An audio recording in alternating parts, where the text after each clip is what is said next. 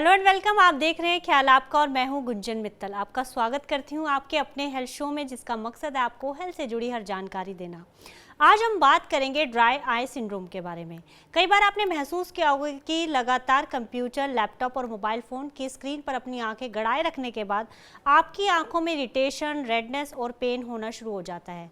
कोई भी स्क्रीन ज़्यादा देखने के चलते आंखों से जुड़ी कई समस्याएं बढ़ती जा रही हैं। उन्हीं में से एक है ड्राई आई सिंड्रोम, जिससे आजकल लोग बहुत ज़्यादा परेशान हैं। ड्राई आई सिंड्रोम में व्यक्ति की आंखों में सूखेपन का एहसास होने लगता है। एक रिसर्च में कहा गया है कि 2030 तक लगभग 40% अर्बन एरिया के लोगों को ड्राई आई सिंड्रोम होने की संभावना है। लेकिन आंखों में ये दिक्कत क्यों होती है और इससे अपना बचाव कैसे करें, आज इसी विषय पर चर्चा करने के लिए हमारे साथ जुड़े हैं फोर्टिस हॉस्पिटल फरीदाबाद से senior ophthalmologist doctor Arvind Kumar. Doctor Arvind, आपका बहुत बहुत स्वागत है हमारे शो में। Thank you. डॉक्टर, सबसे पहले समझाइए कि ड्राई आई सिंड्रोम क्या है और ये किन वजहों से होता है। देखिए, जैसा कि नाम सजेस्ट करता है, ड्राई आई सिंड्रोम मतलब आंख में सूखापन। और हमारी आंख जो है वो हमेशा थोड़ी सी मॉइस्चर उसमें होती है। हमारे आंख के अंदर छोटी छोटी ग्लैंड्स होती है जो रेगुलर इंटरवल पे आई सिक्रीशंस, जिसको टीयर फिल्म बोलते हैं, वो बनाती रहती है। और कई बार क्या होता है कि या तो उसका बनना कम हो जाता है जी। या फिर कुछ इन्वायरमेंटल फैक्टर के कारण से वो जल्दी फिल्म सूखने लग जाती है। तो ये एक तरह से समझ लीजिए कि आप ये सप्लाई एंड डिमांड के बीच में इम्बैलेंस हो जाता है, जिसके कारण से आंखों की लेयर जल्दी सूखने लग जाती है। ओके। और इसको ड्राई आई सिंड्रोम बोलते हैं। ओके, ये किन वजहों से होता है? इसके कई वजह हैं। एक तो इन्वायरमेंटल फैक्टर है, लाइफ स्टाइल फैक्टर है कि हम किस इन्वायरमेंट में काम कर रहे हैं, किस इन्वायरमेंट में रह रहे हैं, हमारा काम करने का तरीका कैसा है। तो इससे जो ड्राई आई होती है ये टेम्पोररी होती है। जैसे ही हम इसको रेक्टिफाई कर लें, ड्राइनेस ठीक हो जाती है। दूसरी कई बार चीजें होती हैं कि बॉडी के अंदर कुछ डेवलपमेंट ऐसी होती है जिससे आंखों की ग्लैंड्स जो कि टीयर फिल्म बनाती हैं वो परमानेंटली डैमेज हो जाती है। उसके कारण जो ड्राई आई होती है वो सेवियर ड्राई आई होती है। कुछ बीमारियां ऐसी होती हैं, कुछ दवाइयां ऐसी होती हैं जिनके यूज से आंखों की ग्लैंड डैमेज हो जाती है और उसमें वो ड्राइनेस हो सकती है। तो ये दो बेसिकली वजह है। ओके डॉक्टर, यही बताइए ड्राई आई सिंड्रोम में किस तरह के सिम्टम्स नज़र आते हैं, और जो ये सिम्टम्स है पर्टिकुलर इसी प्रॉब्लम की वजह से होते हैं कि कुछ और जो आंखों से जुड़ी वजहें होती हैं उनसे भी हो सकते हैं? देखिए, कई एक्चुअली ड्राई आई के जो सिम्टम्स हैं वो मिक्स सिम्टम्स होती है। तो पेशेंट को पता नहीं होता है कि ये ड्राइनेस के कारण से हो रही है। उनको लगता है कि या तो मेरा आंख में चश्मे का नंबर आ गया है, या कुछ माइग्रेन की समस्या हो गई है, या कुछ आंखों में दर्द है। तो कई सब तरह के सिम्टम्स से वो लेके मरीज हमारे पास आते हैं और हम जांच करके ये पता करते हैं कि बेसिकली इनको जो सिम्टम्स हैं वो ड्राई आई के कारण से है। तो ड्राई आई से जो नॉर्मल सिम्टम्स जो आता है वो सबसे पहला सिम्टम्स होता है थकावट। काम करते समय आंखें जल्दी थक जाती हैं, आंखों में भारीपन। लोग कहते हैं आंखें की जी ऐसा लगता है जैसे आंखों में वजन रखा है। आंखों में इरिटेशन होना, ऐसा लगता है जैसे कि कुछ बालू पड़ गया, कंकर पड़ गया है। आंखों में खारिश होना, लोग काफी ज्यादा इचिंग, लास्ट में रेडनेस, कई लोग रेडनेस लेके आते हैं। और अगर इनको भी ठीक नहीं किया जाए तो इससे रिलेटेड धुंधलापन और फिर सर में दर्द, इस तरह की सिम्टम्स, कई तरह के सिम्टम्स हैं जो ड्राई आई की आती है। वो डिपेंड करता है कि आने वाला मरीज किस स्थिति के कारण से ड्राइनेस का शिकार हो रहा है। ओके, जैसे कि हमने शुरुआत में भी कहा कि 2030 तक लगभग 40% लोगों को ड्राई आई सिंड्रोम की प्रॉब्लम हो सकती है। तो अभी हिंदुस्तान में ये आंकड़ा कितना है? मुझे लगता है कम से कम 20 से 25% तो अभी होगा ये आंकड़ा, क्योंकि जो हमारे ओपीडी में मरीज आते हैं अभी मैं देखता हूँ 25 से 30% लोग ड्राइनेस के शिकार होते हैं उसमें। ओके, ये भी बताइए कौन से लोगों को ये परेशानी ज्यादा रहती है और क्या ये समस्या वयस्कों के साथ साथ बच्चों में भी देखी जाती है? ये समस्या आजकल हर किसी के साथ, चाहे बच्चे हों, चाहे वयस्क हों, चाहे गृहिणी हों, चाहे ओल्ड एज हों। आजकल एक्चुअली हमारी जो लाइफ स्टाइल है वैसी हो गई है कि कोई भी काम लैपटॉप, मोबाइल, स्क्रीन के बिना होती ही नहीं है। अब जब से ये खासकर ये लॉकडाउन का जो एपिसोड चला है पोस्ट कोरोना, पिछले 2 साल से बच्चों के क्लासरूम स्टडी खत्म हो गई है और बच्चों की सारी पढ़ाई आजकल लैपटॉप, मोबाइल, टैबलेट इनसे हो रही है जी। अब इसमें बच्चे काफी देर तक बैठते हैं। दिक्कत ये होती है कि स्क्रीन पे काम करते समय जो हमारी आंख की ब्लिंकिंग है वो कम हो जाती है।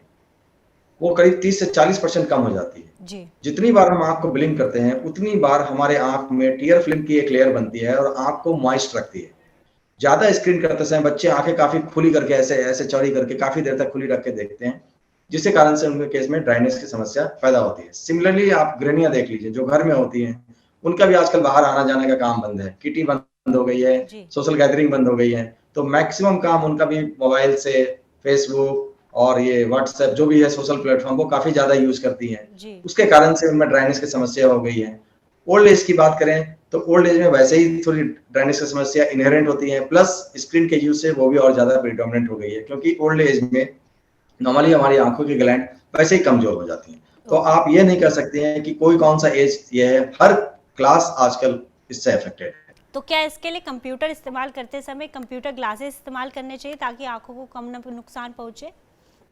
देखिए, कंप्यूटर का इस्तेमाल करते समय कुछ चीजों का ख्याल रखना चाहिए। अगर कुछ चीजों का ख्याल रखें तो ऐसी कोई जरूरत नहीं है कि आप कंप्यूटर पे काम करते समय आपको ग्लास की जरूरत पड़े। उसमें कुछ चीजें ऐसी हैं, जैसे जब भी आप कंप्यूटर पे काम करें तो आपके और आपके स्क्रीन के बीच में एक हाथ का डिस्टेंस होना चाहिए। आप ज्यादा स्क्रीन के नजदीक ना जाएं, नंबर 1। नंबर 2, जो आपके आंख का लेवल है, ये आपके स्क्रीन के टॉप से मैच होना चाहिए। और ओके। लाइट कभी स्क्रीन के सामने से नहीं आनी चाहिए, हमेशा स्क्रीन के पीछे से या साइड से लाइट आनी चाहिए। लाइट एडिक्वेट होनी चाहिए। प्लस जिस एनवायरनमेंट में आप काम कर रही हैं, अगर वहां पे एसी चल रहा है, ह्यूमिडिफायर का इस्तेमाल होना चाहिए, जी। क्योंकि एसी चलने से क्या होता है कि वैसे ही ड्राइनेस, माहौल में ड्राइनेस हो जाती है, जी। स्क्रीन के कारण से वैसे ही ड्राइनेस हो जाती है, तो ये कंपाउंडेड ड्राइनेस डेवलप हो जाती है। प्लस स्क्रीन की ब्राइटनेस ब्राइटनेस को थोड़ा लोअर साइड में रखें, हाई एचडी स्क्रीन का इस्तेमाल करें। अगर ये सब करें तो आपको अलग से चश्मे की कोई खास जरूरत पड़ती नहीं है। पर आजकल मैंने देखा है कि स्पेशली ब्लू रेज ग्लासेज आ गई हैं, जो कि जो ब्लू स्पेक्ट्रम ऑफ लाइट है, जो लैपटॉप या स्क्रीन इमिट करती है, जो वार्म लाइट होती है और हमारे आंखों में ड्राइनेस क्रिएट करती है, ये इसको काफी हद तक फिल्टर कर देती है। तो ओके। इसको हम चाहें तो एक अलग से इस्तेमाल कर सकते हैं। ओके। डॉक्टर, जो लोग ज़्यादा स्क्रीन पे अपना समय बिताते हैं उनके लिए आप एक फार्मूला भी सजेस्ट करते हैं, तो वो बेसिकली फार्मूला क्या है और उस फार्मूले को इस्तेमाल करने का तरीका क्या है? जी, उस फॉर्मूला का नाम है 20-20। ओके। जैसे 20-20 ओवर का लिमिटेड क्रिकेट मैच होता है, इसी के नाम पे है इसका 20-20। 20-20 का मतलब है कि 20 मिनट तक लगातार स्क्रीन यूज करने के बाद आपको 20 सेकंड के लिए स्क्रीन को ऑफ करना है। अपने आप को स्क्रीन से नजरें हटानी है, दूर की तरफ फिक्सेट करना है, प्लस आंखों को मूव करना है। जैसे आपने extreme right, extreme left, extreme up, extreme down, एक बार आपने क्लॉकवाइज आंख को घुमाया, एक बार आपने एंटी क्लॉकवाइज घुमाया, बीच में पानी की सिप ले ली, जी। या सीट छोड़ के कहीं और चले गए, 20 सेकंड में वापस आ गए। तो इसको हम लोग 20-20 स्कीम कहते हैं कि 20 मिनट्स के बाद 20 सेकंड के लिए स्क्रीन से अपने आप को ब्रेक लीजिए, सो दैट कि जो भी ड्राइनेस अगर इंड्यूस हो रही है वो फर्दर टियर फिल्म के द्वारा रीजनरेट हो जाए। ओके। जैसा कि आपने इसके सिम्टम्स में बताया था कि कई लोग बोलते हैं कि शायद नंबर चेंज ना हो गया हो, तो क्या जी, इसके लिए किसी तरह का टेस्ट भी करवाया जाता है या ये प्रॉब्लम कुछ घंटों के लिए भी रहती है या लंबे समय तक इसका ट्रीटमेंट लेना पड़ता है, जैसे मैं आपसे शुरुआत में भी पूछ रही थी?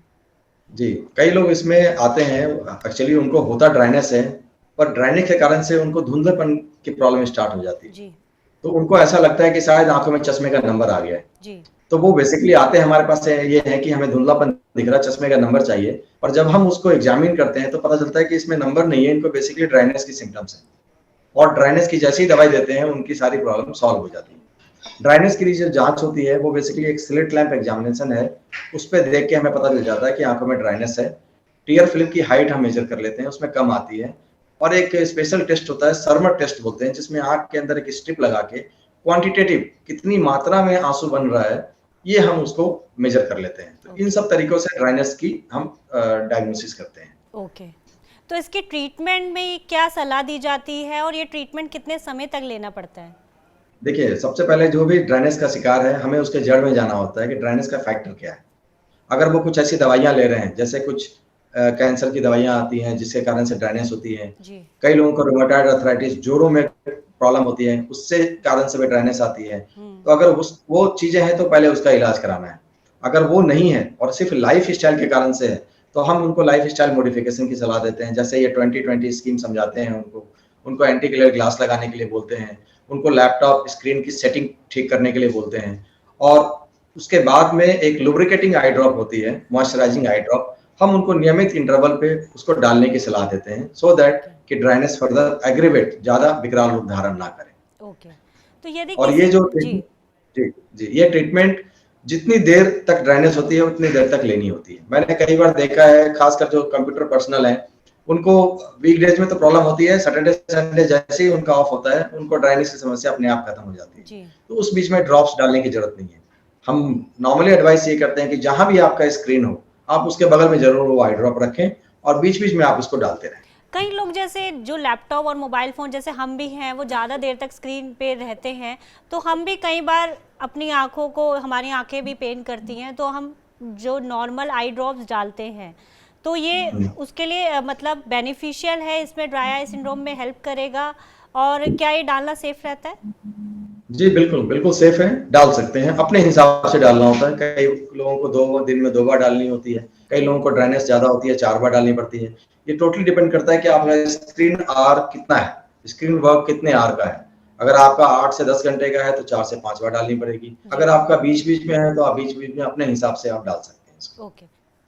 तो जिस तरह से पॉल्यूशन और स्क्रीन का इस्तेमाल बढ़ता जा रहा है हमारे देश में, तो क्या आगे चलकर ड्राई आई सिंड्रोम के मामले और ज़्यादा बढ़ सकते हैं, खासकर कि बच्चे, क्योंकि बच्चे दिन भर आजकल हम देखते हैं कि मोबाइल फ़ोन या लैपटॉप चलाते रहते हैं, तो बच्चों के ये केसेस ज़्यादा बढ़ सकते हैं हमारे हिंदुस्तान की बात करें तो?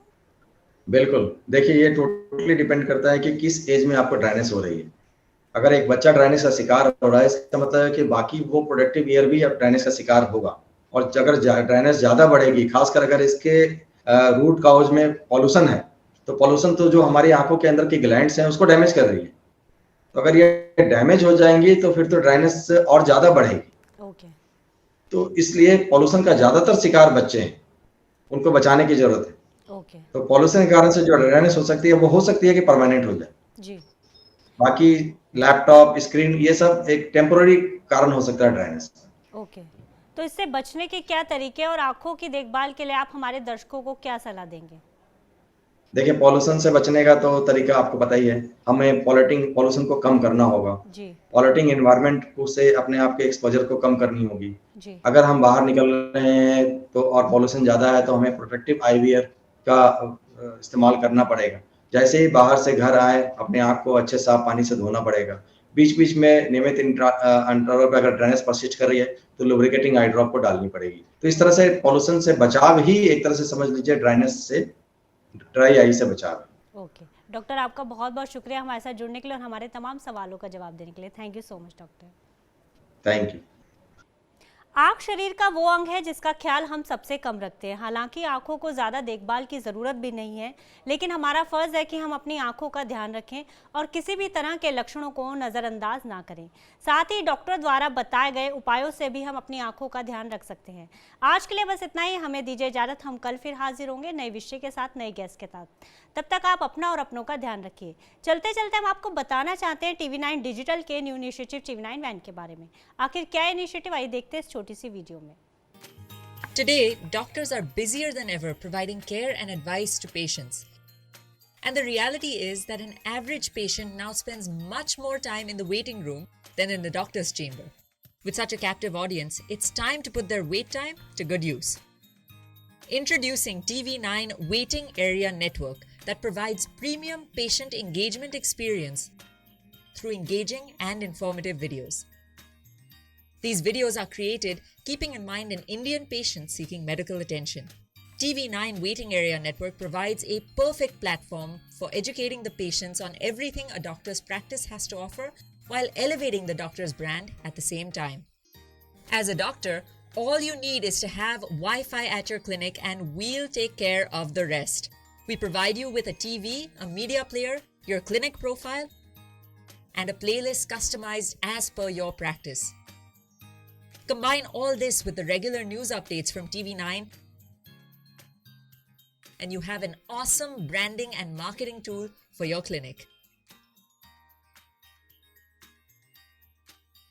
Write to us at van@tv9.com and we'll get in touch with you to set up our solution at your premises.